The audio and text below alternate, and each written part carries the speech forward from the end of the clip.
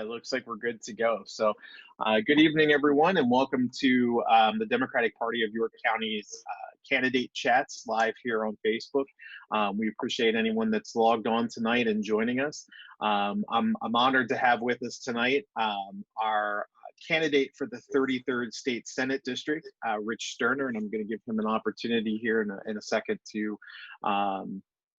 tell you a little bit about himself, and I'm also going to have Rich when we jump in here, you talk to us a little bit about what is the 33rd district, what makes up that district, because it's a pretty large district, and in York County it's only a small portion, but there's a lot of territory to cover in that district. So so we'll just jump right into it. Rich, thank you so much for joining us here this evening, and hopefully able to answer some of our questions for us, and Sure. spend an evening. I know it's a busy time for candidates, especially as we're in the final 50 days here of the campaign. So so I'm just going to turn it over to you, let you introduce yourself, tell us a little bit about yourself, and like I said, maybe tell us a little bit about the makeup of the district.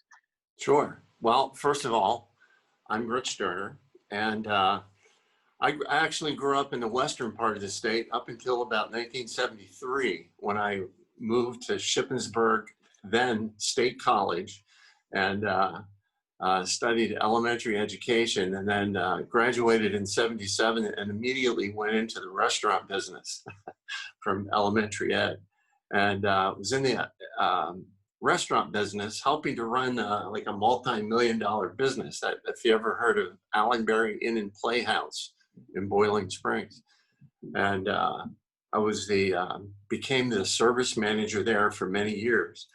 And then finally decided to do what I really wanted to do, and that was teach secondary social studies. And my dog is barking right on time. He'll stop in a second, maybe. Okay. That's him cheering for me, actually. And my wife's outside, so he'll stop.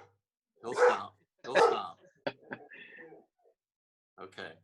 So anyway, I taught secondary social studies. I was a football coach. I was also started playing in a brass quintet, and kind of like the Renaissance man, right?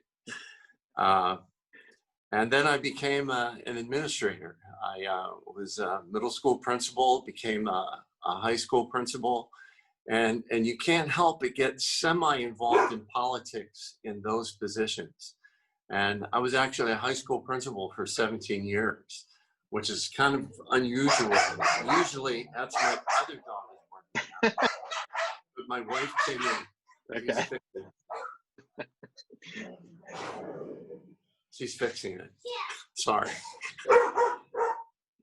So anyway, I forget where I was. Where was I? Oh, it's unusual to be a high school principal that long. Usually you go somewhere else, or you do something else, or you are admitted to a psych ward somewhere, I think, because it's the best job I've ever loved. It's the hardest job I've ever loved. And I just, I would do it again if I wasn't, well, never mind. We'll just go from there. And so when I was out, when I retired, and I've been out for about 3 or 4 years, I don't know why, but I got a phone call from the State Democratic Committee asking me if I'd be interested in running for state Senate. So somewhere along the line, somebody thought enough of me to submit my name to these guys, and it's hard to say no to a phone call like that. So here I am. And what solidified that decision for me is the more I learned about the gentleman that I would be running against, the more I thought, somebody has to run against this guy. Somebody has to be a voice of reason. Somebody has to be the reasonable alternative to what was going on in Senate District 33 in that particular seat. And So I've been running hard, speaking hard ever since. And that's why I'm sitting here talking to you folks tonight. It's been quite an experience, one that I would never take back. And I'm determined to win on November 3rd. Yeah, excellent, excellent. Yeah, and I will tell you, if you didn't before, knowing that you're a Shippensburg grad, I'm a two-time Shippensburg grad, so you got my full just based on that alone. So, so so we're just gonna jump right in. We got a couple of questions, a couple things that we'll ask you here tonight. And it's interesting you referenced your challenger, the incumbent in the district right now, because the first question kind of in some ways ties into how he's been making headlines the last 6 months. And that is obviously dealing with the pandemic here in the Commonwealth. And we know, Governor Wolf stepped in and has really received a lot of praise and a lot of criticism, along the way with his response to the pandemic. As a state senator, you're elected. What would you have suggested that potentially could have been done differently? Obviously in the last 6 months, and then kind of to expand on that, what would you do? What do you think the legislature can do to help those residents in the 33rd that are going to be most affected by this pandemic? Even just in the next few months, and then in the long term as well. Okay. Well, if, I picture myself sitting around a big table talking to Governor Wolf. And first of all, I would say, I think Governor Wolf has done a pretty good job.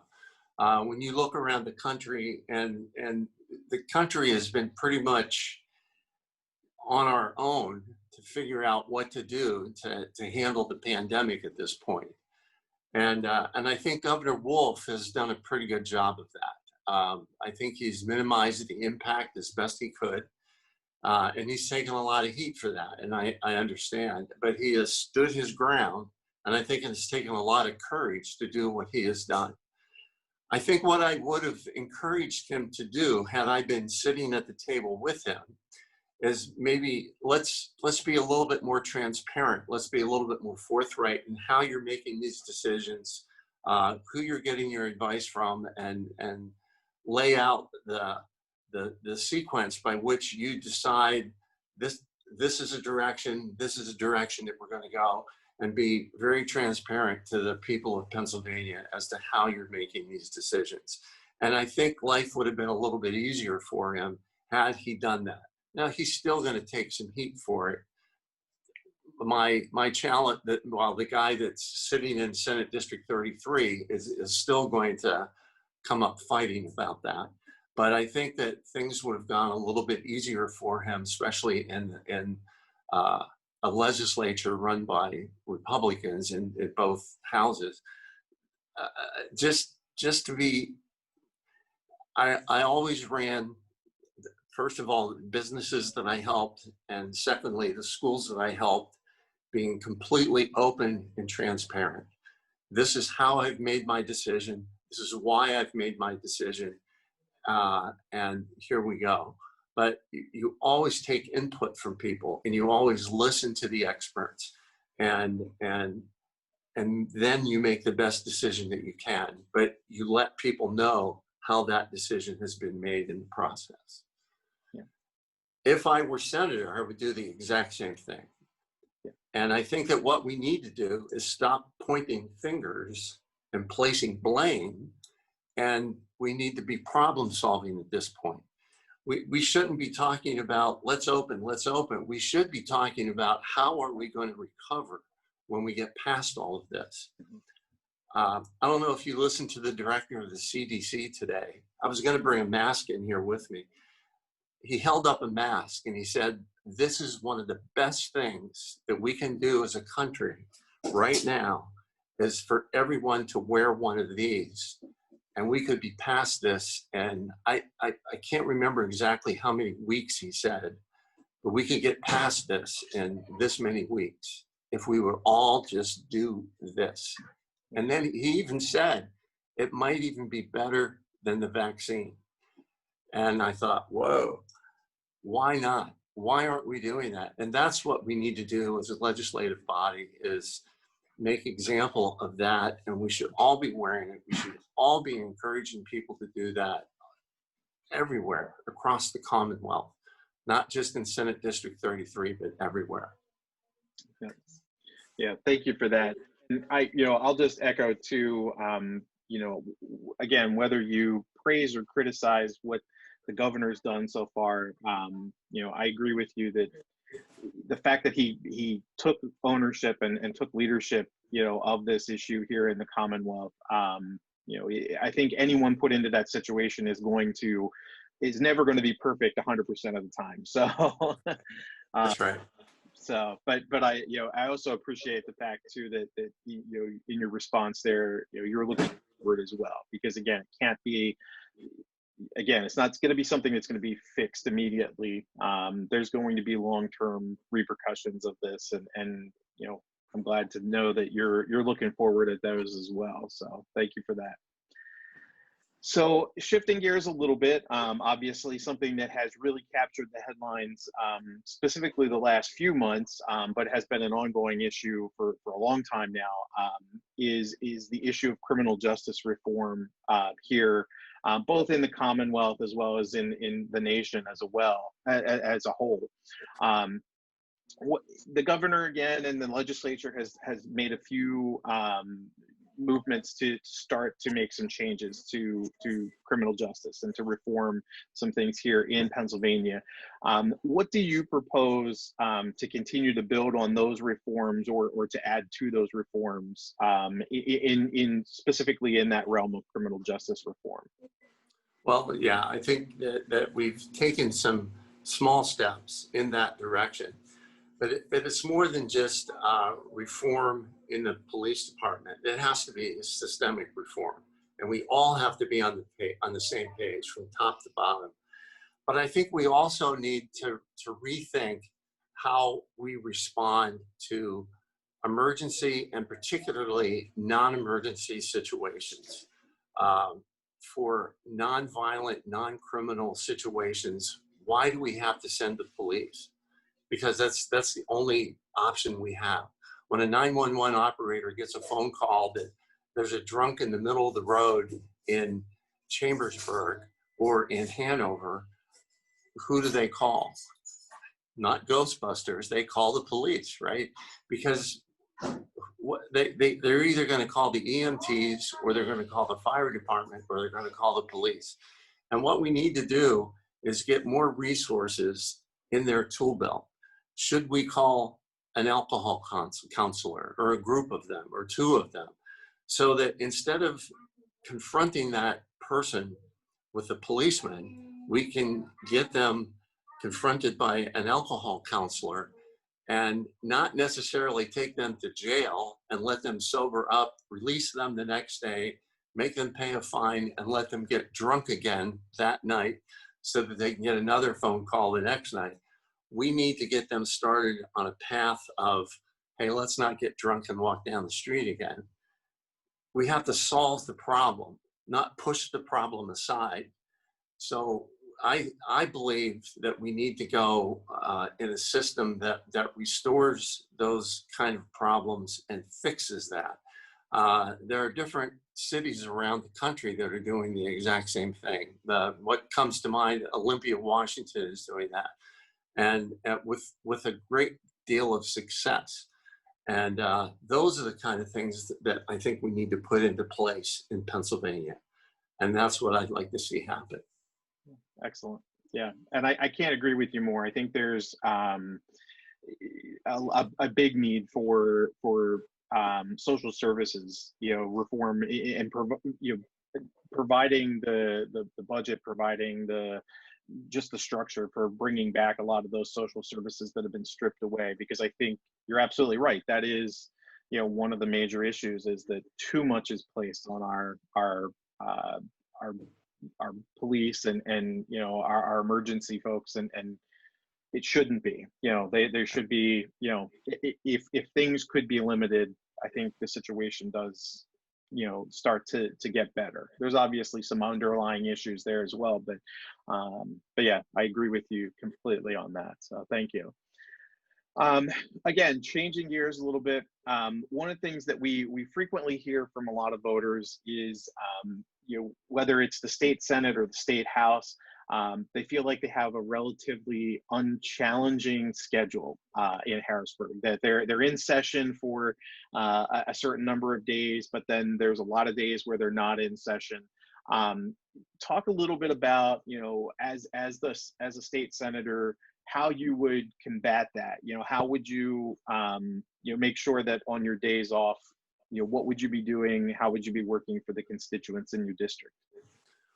Well, first of all, as a freshman senator, I have to figure out how all of this stuff works, right? Yeah. And that's my first job, is to get situated and figure out how does this work, and get my staff in place and figure out, okay, this is what we're going to do, and try to lay out my agenda and see how that fits into everybody else's agenda, knowing that my agenda as a freshman senator is like this and everybody else's is like this, right?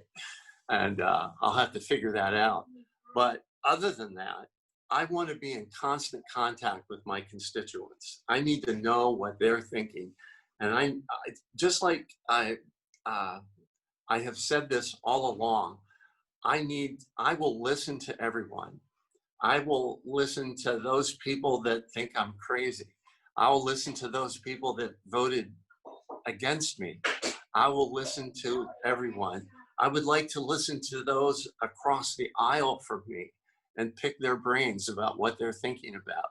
I want to listen to my Democratic colleagues, but I think in some cases it's almost more important to talk to my Republican colleagues to find out what's the scoop. What do we need to do to progress? What do we need to do to solve the problems that are occurring in the Commonwealth? What can I do to better serve the people of Senate District 33? Which, by the way, is the eastern half of Franklin County, all of Adams County, that little group of folks around Hanover, which is Penn Township and West Manheim Township, and western Cumberland County, way out there, right around Shippensburg. I forgot to tell you that at the beginning. It just hit me. Okay. We were going to come back to that, so don't worry. Okay. Yeah, and I think, just to add on to that question a little bit, and I'm glad you brought up the district as a whole, because you talk about making sure that you're hearing from your constituents and you're working with your constituents. How do you do that in a district this big? I mean, obviously this is pretty drawn out, the boundaries of this district. How do you ensure that you can deal with issues of constituents in Franklin County, in Hanover, in all those different locations? I gotta go there. I have to go there. I have to be there. And I know the pandemic right now is going to get in the way. I know, but we're going to have to figure out ways around that, whether it be like what you and I are doing right now, or just, I do a Facebook Live every Tuesday night and Thursday night. And I'll probably continue to do that when I win for the next 4 years.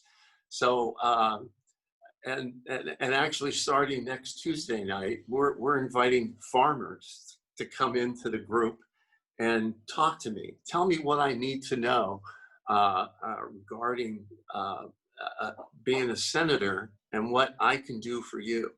And we're gonna constantly do that throughout my tenure as a senator in Harrisburg. They don't necessarily need to hear from me so much as I need to hear from them, and they're going to know that when I get elected. Great. I'm glad to hear that. Thank you for that response. So, so we've come to the point of our chat where we've had some candidates that love this. We have others that don't. It's our rapid fire section, and what we do is I give you a few phrases or a few issues that are really, issues that most candidates could probably go on for days talking about. But what we're looking for is a simple, yes, you're in favor, no, you're not, yay or nay kind of response. But I'm not going to be that ruthless. I'll give you an opportunity to come back and talk about a few of those if you wish to do so. But we'll just jump right into it. The first one that we have is, are you in favor or are you in opposition to an increase to the minimum wage? I am in opposition. Okay. Sorry, we'll come back to that one. So Okay. And how about pay equity for women? I lost the last word. Sorry, Hey. equity for women. Oh, absolutely. Absolutely. It shouldn't even be an issue. We should all be the same. Yeah. Stronger gun safety legislation. Absolutely. Okay. In favor or in opposition to the death penalty? Opposition. How about eliminating property taxes? Opposition, but. Yes. Investing in our infrastructure. Absolutely. Along those kind of same lines, investing in green industries, green technology, green jobs. Yes. Okay. And then the last one is ending voter suppression. And usually I always tag on, specifically ending gerrymandering as a whole, but ending voter suppression as a whole. Yes. Yeah. And I would think, obviously, your district is one that I think demonstrates just how gerrymandering works. It is so drawn out that it's tough to see how, someone can in theory, legislate and represent that entire area. But, that's a much longer discussion there. So yeah. I want to give you the chance. Obviously, I know there's a couple issues there that you maybe wanted to add a few comments to. So I just want to give you that opportunity. Any one of those that you want to go back and talk about, feel free. Well, I'm going to go back. I could go back to several of them, but I'm going to go back to minimum wage first, since I said, yikes. I'm in opposition to minimum wage for two reasons. First of all, I believe in strong unions, and I want unions to buck up and make it happen. I would rather unions help bring the wage gap closer together. Because when we say, okay, we're going to raise the minimum wage to $15 an hour, which seems to be like the going rate, when you look at schools, and I'm somewhat of an expert in schools because I've been there, and I'm on the school board at Bermudian Springs School District, that'll hit schools like an unfunded mandate and a slap in the face like you wouldn't believe. For instance, maybe and I'm just making this number up, maybe the highest cafeteria worker in the school gets paid $10.50 an hour currently. The highest, not the lowest, but the highest. It's a part-time job. They do a great job, and they feed our kids. It's an absolutely essential worker. And if you boost the minimum wage to $15 an hour, and if you have throughout the district, if you have 50 of those workers, like in a small district like Bermudian Springs, boom, you're going to see the price of lunches go way up, because you're not just going to pay them all $15 an hour. You're going to have to pay some of them $17 or $18 or $19 an hour. And that's going to come at school districts like an unfunded mandate. And in turn, if Harrisburg doesn't step up to the plate like I want them to and pay public education the way they should, so that we can lower property taxes. See, I'm answering two questions at once here. Did you notice that? We need Harrisburg to step up to the plate and start funding public education like they should, so that we can lower property taxes. If they don't do that, with that increase in minimum wage, you're going to see property taxes go way up. And that's what we don't want to see. And that's why my vote would be in that direction. Yeah. And I think to go to the property tax issue, that's a Yeah. point that we've heard for years, especially from the other side, is eliminate property taxes. And the reality is, um, they can come at you with that statement, but at the same time, there's not been a solid strategy in how you would do No. things. Obviously, that money has to come from somewhere, and I think that's a valid point that you make. Certainly in finding ways to lower it, but it doesn't, without a source to supplement it, it's difficult to. Well, but think about this. Think about this. Pennsylvania has the seventh highest population in the country, Mhm. and we rank, I think, 47th in how much we pay public education, and that should not be the case. So somewhere we need to reallocate where our money is going, and we need education is the magic bullet that can fix so many things, and we need to prioritize education in the Commonwealth. We should prioritize it to the point where we have world-class public education in the Commonwealth, and there's no excuse for not having that.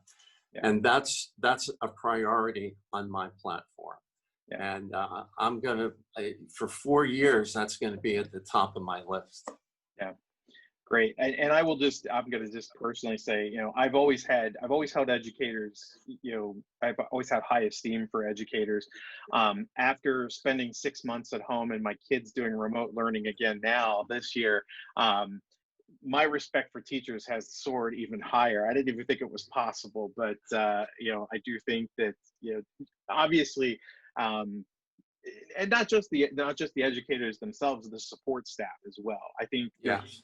that when you talk about schools, a lot of people, and I'm glad you brought up the point about like the cafeteria workers, because I think a lot of times when you talk about education, most people think about it just as the teachers, or the administrators. They're not necessarily thinking about the support staff that keeps buildings open and keeps them running. And in many cases right now are the ones that, as schools have opened back up, are working, even harder to make sure that those schools are safer for everyone that comes in. So I'm glad you raised that point. I think it is a valid point, specifically with regards to the minimum wage, and I think it's something that maybe gets lost in the conversation as well. Is yes, it's beneficial for obviously those that are at the lower end of the income scale, but how do we balance that so that it doesn't, really kind of decimate a lot of other things in the process? That's right. That's right. Yeah. But we also have to be careful when we talk about property taxes. I don't want to completely eliminate property taxes because we need to maintain local control of our schools. I don't want to hand all that money to Harrisburg and have them dole it out to us. Even though I might be part of that Harrisburg establishment, I don't trust the Harrisburg establishment to give our money back to us. So we have to be careful with that. Yeah, I think that's an excellent point as well. So, like Mr. Miyagi said, find balance, right? Find the balance. very true, very true. So we've got to a point here now at the end of our conversation. I'll give you an opportunity to share any final remarks, and definitely make sure you share with anyone that's viewing tonight how they can get involved with your campaign, whether it's as a volunteer or to contribute financially. Sure. So the floor is yours. Okay. I have never worked harder. Well, I've worked hard as a building principal. There's no doubt about it. But when I got into this political game, this is a morning to night job. It never goes away. And yeah, I am very busy. And it's like studying for finals every day. You have to work at things. You have to write a paper like every day and learn about stuff every day and stay on. I just started reading the brief on the ruling that went against the Wolf administration, and knowing the ins and outs of all of that stuff, and how I'm anticipating the appeals process. And okay, what's going to happen next? What's going to happen next? And then you start thinking, is this just a political show, or what's going on next? And so it's been fascinating though. And as a former history teacher, this is like the best thing. But I am excited to be, I feel like Abraham Lincoln. I'm for the people. This is for the people. And that's what I am. And that's what I'm going to do. And I vow to work my very hardest to be just that. And I want people to get in touch with me. I respond to everything. I don't delete anything. If you want to yell at me, if you want to challenge me, I appreciate a challenge because it expands my mind. It opens up that perspective for me. And I need to hear those perspectives. So lay it on me, make it happen. But if you want to get involved and you want to help, you can go to my website, www.sternerforpa, F-O-R, Sterner for PA, all one word, .com, sternerforpa.com. And there's places to donate, there's places to volunteer, there's stuff to read about me. And it's like a one-stop shop right there. And you can even message me through that website if you like. This has been a pleasure. I appreciate it. Thank you. I appreciate it. Like I said earlier, I know, this is a busy time. It's always busy for candidates in general. So we appreciate you taking a couple minutes out of your day to, share some of your thoughts on some of the issues and tell us a little bit about it as well. So I'll just put in real quick a plug for the Democratic Party of York County as well. For those specifically that are looking to help with Rich's campaign, we do have an office in Hanover. The Democratic Party is located at 130 Carlisle Street in Hanover, and our hours are listed on our website, which is yorkdems.org. And folks can, go in there, give us a call at that office and find out how you can help to volunteer. I know they've been doing a number of things to help out with Rich's campaign. So specifically for folks in the 33rd, you can find information there. Also, we've got some information on Rich on our site. So if you go to that page and you click on the 2020 candidates link, and click on Rich's name, there's a little bit of information. There's a map of his district, so you can see how big his district truly is. And then there's links to his website and social media as well on that page. So we encourage you to get involved. This is an incredibly important election. And we are now 48 days, I think it is, away from the election. I think so. Yeah, so it's coming up very quickly. It seems like we've been talking about the 2020 election broadly for the last 10 years. So, it's to say we're a month and a few days away seems kind of unbelievable. But any opportunity that you can provide to help volunteer or to contribute to our campaigns or to the party as a whole, we would appreciate that. So, and again, Rich, thank you so much. I appreciate your time tonight, and we thank everybody who joined us. So thank you, and have a good evening. Thank you. See ya.